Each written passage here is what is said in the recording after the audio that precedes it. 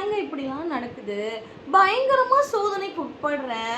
ஏசப்பாக்கு கண்ணே இல்லையா? என்னை பார்க்கவே மாட்டாரா? என்னை ஏன் இவ்ளோ சோதிக்கிறாரு?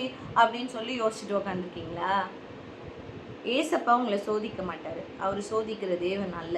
யாக்கோபு 1 நான் 13லேருந்து வாசிக்கிறேன், கவனிங்க. சோதிக்கப்படுகிற எவனும் நான் தேவனால் சோதிக்கப்படுகிறேன் என்று சொல்லாதிருப்பானாக.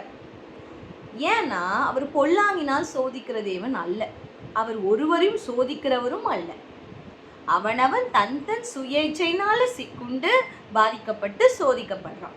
அப்படின்னா நீங்கள் எதையாவது பார்த்து ஆசைப்பட்டு ஒருத்தர் சொல்லுவான், நீங்கள் 1 லட்சம் இங்கே கொடுங்க, நாங்கள் உங்களுக்கு மாதம் இவ்வளோ கொடுக்குறோம், இதை கொடுக்குறோன்னு ஏமாற்றிட்டு போயிடுவான். இதுதான் உலகத்தில் நடக்குது. ஸோ எதன் மூலியமாக ஆசைப்பட்டு எதன் மூலியமாக எதுலையோ நம்ம போய் சிக்குண்டு மாட்டிக்கிட்டு கடவுள் நம்மளை சோதிக்கிறாருன்னு அவர் மேலே பழிய போட்டுட்டு சுற்றிட்டு திரியிறோம்.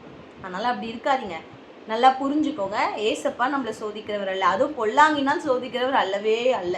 சில பேர் எப்படி சுற்றிட்டு இருக்காங்கன்னா, சோதனையை சகிக்கிற மனுஷன் பாக்கியவான். ஐயோ நான் சோதிக்கப்படுறேன், நான் சகிச்சுட்டு இருக்கேன், கஷ்டப்பட்டுட்டு இருக்கேன், நான் ரொம்ப பாக்கியவான்னு நினைக்கிறீங்க.